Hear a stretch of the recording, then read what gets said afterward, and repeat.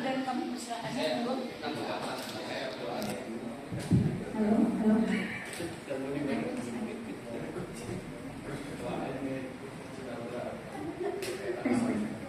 Bismillahirrahmanirrahim. Izin Bu Ari, Bu Rizka, Bu Amini, saya. Assalamualaikum warahmatullahi wabarakatuh. Waalaikumsalam warahmatullahi wabarakatuh. Saya nggak enak di belakang meja. Saya tuh kalau ngajar Bapak Ibu senangnya tuh deket-deket sama mahasiswa saya. Karena biar dianggap seumuran gitu kan ya. Iya, saya perkenalkan nama saya Nur Sohi Insani. Biasanya disebut juga Bu Iin gitu panggilannya ya. Ini ada Bu Ari, ada Bu Amini sama Bu Eriska ya. Kami rekan daripada Bu Ami dan Bu Dian. Hari ini saya akan menjelaskan tema tentang anak dalam perspektif hukum. Nah, ini kita melihatnya bukan dari sisi pernikahannya. Tadi kan udah. Sekarang dari sisi anaknya nih. Menurut Bapak Ibu, anak itu apa sih? Anak apa ya kira-kira? Hasil pernikahan, apalagi? Buah hati, apa lagi itu? Generasi penerus. Iya, apalagi itu? Kenapa? Titipan Allah. Iya, benar banget semuanya betul. Tapi jika dilihat dari perspektif hukum, nah ini anak siapa nih? Ini anaknya siapa nih? Sama ibunya? Ada? Pernah lihat? Anak itu Bapak Ibu dalam perspektif hukum adalah mereka yang usianya belum mencapai 18 tahun. Nah, jadi kalau di lingkungan Bapak Ibu nanti ada yang usianya belum 18 tahun itu di kacamata hukum disebut anak. Tapi perlu diingat kalau anak itu udah nikah tuh yang tadi tuh nikah siri, ya nikah atau nikah tidak siri, belum masih tadi ya. Dia disebut dewasa. Jadi kalau anak itu usianya di bawah 18 tahun tapi dia udah nikah, misalnya yang laki-lakinya usia 17 tahun, perempuannya usia 15 tahun, saling jatuh cinta gitu ya. Nikahlah mereka. Kan katanya daripada dosa gitu ya Bu Alia ya. Daripada zina, dinikahin aja. Nah, itu dia bukan anak-anak lagi berarti. Dia sudah dewasa. Nah, kalau misalnya lagi dalam perjalanan pernikahan terus mereka cerai, tapi usianya masih di bawah 18 tahun, dia tidak akan kembali lagi ke anak-anak statusnya. Tetap dewasa. Ya, seperti itu. Boleh di next. Nah, di dalam hukum Bapak Ibu, anak itu dibagi menjadi dua golongan usianya. Nah, tadi kan 18 tahun tuh ya. Nah, kalau anak yang melakukan sebuah perbuatan melawan hukum, apa sih itu? Melakukan pencurian, mukul temennya, pura-pura nyubi, tapi temennya gak terima, mak temennya gak terima, anak saya, bla bla bla bla bla gitu. Nah, itu bisa diproses hukum. Tapi usianya itu di bawah 12 tahun dan di atas 12 tahun sampai 18 tahun itu beda, dibagi dua golongan anak. Buat apa sih dibagi dua golongan anak kan begitu ya? Buat apa? Boleh gini. Ya, buat menjatuhkan sanksi yang akan diberikan ke anak ini. Kalau usianya di bawah 12 tahun biasanya dikasih sanksi tindakan namanya. Apa sih sanksi tindakan? Kan gitu ya. Sanksi tindakan itu dikembalikan kepada orang tua. Itu untuk apa? Untuk lebih dibina. Oleh siapa? Orang tuanya sendiri kan. Yang namanya yang lebih mengerti anak itu pasti orang tuanya sendiri ya. Gak mungkin orang lain. Sedekat-dekatnya anak itu sama si nenek, tetap aja yang paling ngerti anak itu pasti orang tuanya. Ya, anak yang ngerengek, itu butuh apa dia? Anaknya lirikan matanya, menarik hati, dia butuh apa gitu kan ya, pengen sesuatu, pasti orang tuanya yang paham. Nah, yang kedua sanksi pidana. Sanksi pidana ini diberikan kepada anak yang usianya 12 sampai 18 tahun. Gitu Bapak Ibu. Nah, untuk anak yang melakukan suatu tindak pidana ini ada undang-undangnya. Kalau anak yang melakukan suatu pelanggaran itu bukan diproses kayak prosesnya Ferdy Sambo yang sekarang nih. Nonton nggak Bapak Ibu? Ngeselin ya? Iya, ngeselin banget kan. Apalagi ART-nya tuh kemarin ya. Rasanya kalau saya jadi hakimnya pengen saya gitu. Beneran deh. Anda kita ini ya nasib orang loh dipertaruhkan. Tapi kalau anak yang melakukan tindak pidana itu bukan kayak prosesnya Ferdy Sambo. Dia pakai undang-undang nomor 11 ya, nomor 11 tahun 2012. Jadi 11 12 gitu. Ya lebih gampang ya ngapalinnya ya. Nah, prosesnya dia nggak kayak hakim itu pakai baju, kan hakimnya pakai baju warna merah gitu ya, merah ada garisnya gitu. Enggak, hakimnya pakai baju biasa kayak bapaknya ganteng ini nih, baju batik gitu biasa aja. Jadi anak itu apa? Nggak tertekan. Kan kasihan ya, udah mah dia ditonton keluarga korban, kemudian ditonton sama orang tuanya, hakimnya pakai itu, apa dia nggak stres di situ, nambah stres kan. Nah jadi untuk anak ini, dua jenis sanksi ini bisa ditemukan di dalam Undang-Undang nomor 11 tahun berapa Pak?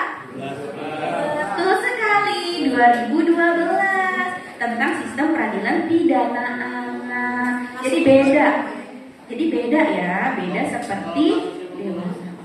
Nah kalau beda lagi, kalau kasus yang pembunuhan ini, anak ini kan ada dua tipenya nih Pak. Ada diversi itu penyelesaian di luar pengadilan dulu 3 tahap. Pertama di tahap polisi, terus kejaksaan, baru ke pengadilan. Kalau nggak ada titik temu, orang tuanya nggak terima, saya nggak terima, pokoknya anak ini harus dihukum, nyawa anak saya udah hilang, gitu kan? Nah berarti di proses hukum si anak ini, meskipun usianya masih di bawah 12 tahun. Karena apa? Tindakannya adalah menghilangkan nyawa orang. Hukumannya kan lebih dari 7 tahun itu, 15 tahun ya. Kalau ngilangin nyawa orang kan, mana ada. Kan masyarakat kita ngomongin nyawa dibalas nyawa, gitu ya. Iya, benar ya Pak? Betul ya. Di next. Nah, apa sih sebenarnya faktor yang membuat perilaku anak ini jadi nggak baik? Kan begitu ya. Kan tadi udah ngomongin anak-anak dalam praktik hukum. Nah, kok anak ini bisa tidak baik perilakunya ya?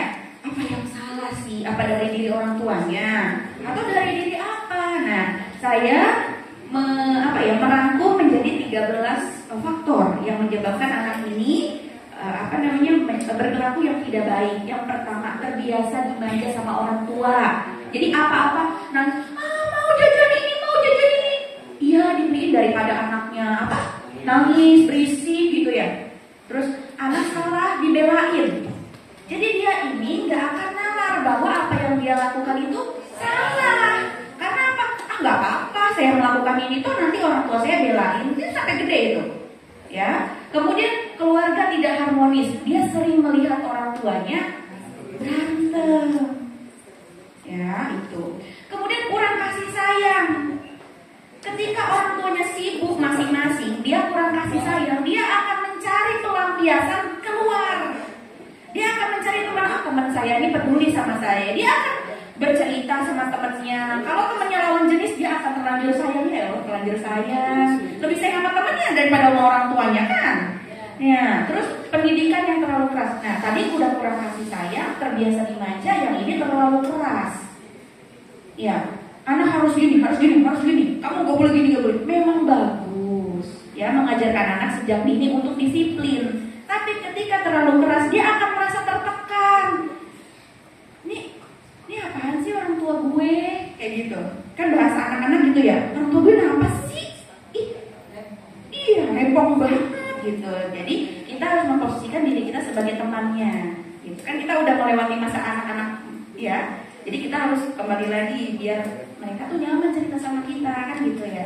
Kemudian komunikasi yang buruk. Nah ini di rumah bapak ibu megang HP, ibunya megang HP, bapaknya megang HP. Anaknya mau cerita, orang tua gue HP, terus gue cerita sama HP dibaca sama teman-temannya. Jadi gosip, ada dari gosip dibully lah dia, bener ya? Nah, terus lingkungan pergaulan yang salah. Nah, ketika anak kita berteman sama orang yang baik, pasti dia baik ya. Pasti kalau dia berteman sama orang yang membawa dampak buruk, dia gak bawa-bawa kan, meskipun kita didik dia dengan baik, bener ya? Nah, jadi kita harus melihat kira-kira temennya ini siapa, pergaulannya ini kayak gimana. Kan kita orang tuanya. Nah, itu kan demi masa depannya. Ya. Kemudian faktor religi. Nah, kalau dia religi ini penting kan, menjadi dasar. Ya, agama mengajarkan anak-anak untuk hormat pada orang tua. Agama mengajarkan untuk kasih kasih sayang kepada yang lebih tua, menghormati, menyayangi yang lebih muda, hormat berbicaranya dan lain sebagainya, kan begitu ya. Nah, jadi kalau anak itu bergaul ya sama orang yang agama, pasti dia agama. Kalau bergaul sama orang yang suka main kartu, pasti jago tuh nyebut kartu ini hati, apalagi berlian apa bentuk-bentuk itu, saya nggak tahu itu soalnya. Terus faktor lingkungan dan tempat tinggal ini juga penting, ya. Jadi kita masyarakat harus bisa mensortir nih masyarakat kita kayak mana, gitu. Lingkungannya seperti apa. Kita harus membangun bersama-sama bahwa lingkungan itu harus tercipta baik bagi anak. Kemudian kondisi sekolah, nah, anak itu kan banyak menghabiskan waktunya di sekolah ya. Kalau zaman saya dulu sekolah tuh jam 12 udah pulang. Kalau sekarang sore pulangnya ya. Berarti kan waktu anak terpanjang itu di sekolah. Sekalian dia bermain, kan begitu ya. Nah, jadi kita juga harus memilah sekolah mana yang baik untuk anak. Ya, tapi jangan memaksakan anak kamu harus sekolah di sini, sekolah ini bagus. Belum tentu ininya anaknya nyampe.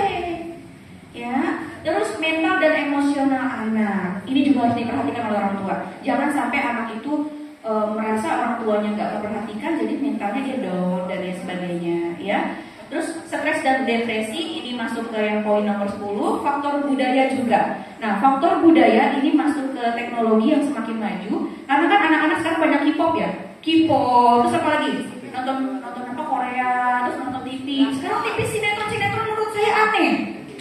Sebenarnya ada hal positif yang diambil, tapi kebanyakan yang negatif kalau menurut saya. Saya nggak tahu kacamata bapak ibu ya. Apa ganteng-ganteng serigala gitu. Jadi kalau ganteng pasti serigala, bagaimana gitu kan? Terus apa lagi? Anak jalanan, terus anak motor.